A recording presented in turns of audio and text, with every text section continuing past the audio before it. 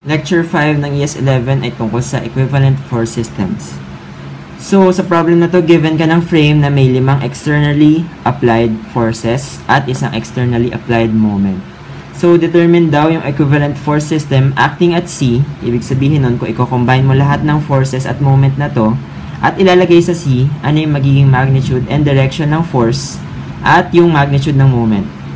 Next naman, determine the location relative to C along line ABC at which a single force equivalent to the system would be acting. So, kung lahat ng ito, ilalagay mo along line ABC na isang single force lang, ano yung magiging distance niya with respect to C? So, start muna tayo sa A, determine the equivalent force coupled system acting at C na equal din naman sa resultant ng lahat ng forces na ito. So, para malaman yung resultant ng lahat ng forces na ito, determine muna natin summation of forces of X at summation of forces along Y. So, summation of forces along X, meron kang 10 kilonewton na papunta dito. So, 10. Tapos, plus yung horizontal component ng 150 kilonewtons na ito, which is 4.5 over yung hypotenuse niya na 7.5 times 150 na equal sa 100 kilonewtons to the right.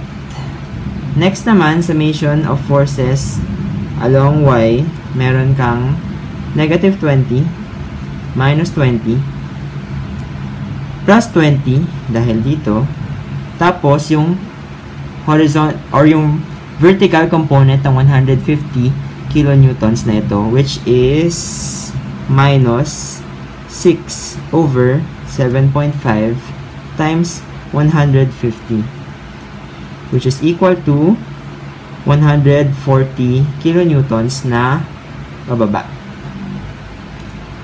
Next naman, para makuha yung resultant force, kukunin lang natin yung resultant ng vertical at horizontal component. So, paano kunin yun?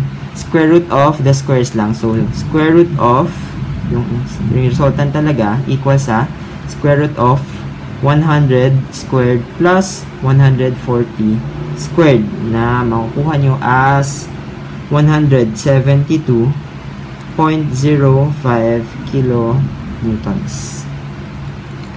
Paano naman makuha yung angle niya? Mahanap natin yan sa tan inverse of vertical over horizontal component. So, tan inverse of yung vertical component niya ay 140. Yung horizontal component naman niya ay 100. Makukuha nyo as 54.46 degrees. So, ang final answer mo, since alam natin na nag-a-act siya pag ganong direction, ang magiging resultant equivalent force ay 172.05 kilonewtons, 54.46 degrees. Yan. So, next naman, hanapin naman natin yung moment component ng equivalent force coupled system. So, paano makuha yung moment niyan? Yung moment na ilalagay mo sa C, equal siya sa resultant ng lahat ng moment na nararamdaman ng C dahil sa externally applied forces at moment na ito. So, para gawin yun, para mahanap yung moment at C, yun, so magsasum ka lang ng moment along C. So, summation of moment along C, meron kang, ito muna, 20 kilonewtons na ang distance niya ay 1.8 plus 5.4 na positive. 20 times 1.8 plus 5.4. Next naman, sa force na to, meron ka ring 20 na ang distance niya, ang moment r naman niya ay 5.4.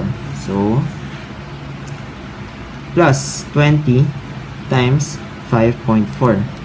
Next na force mo is ito. So, 10.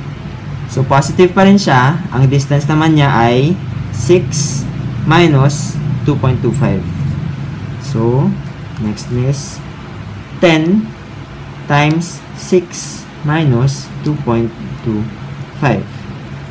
Next, yung force na to na wala namang nako-contribute na moment sa C dahil nagpa-pass through siya sa C. So, wala. Zero lang yan. Next naman, yung external moment na to na 25 kN meters, ipa-plus lang natin yan dahil moment na siya. Plus 25. Next naman, yung 150 kN force na to. So, paano gagawin yan? Since nandito naka-apply yung 150 kN at mahirap i-transfer sa C, pwedeng gawin yan through the law of transmissibility, which says that dahil dyan nakadirect yung force na to, pwede natin yung ilipat dito. So, ayun lang. Ang ginawa ko lang is nilipat to dito para mas madaling gawin or mas madaling isolve.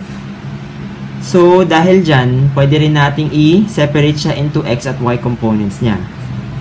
So, ano nga ba yung x at y components ng 150 kN na to? Yung mahanap natin na yung horizontal component niya ay equal sa 90. At yung vertical component niya equal sa 120. So, na-separate ko lang into x at y components yung 150 kN gamit yung component triangle method. Next naman, dahil nga meron ka ng na-separate mo na siya into horizontal at vertical component, malalaman mo na itong 120 kilonewtons ay walang nako-contribute na moment along C dahil nagpa-pass through C nga siya.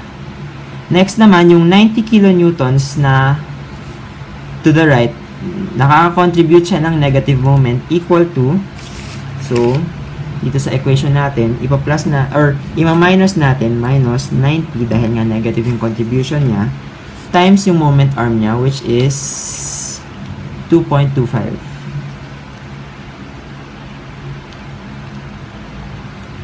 So, moments along C, mahahanap mo na equal siya sa 112 kilonewtons.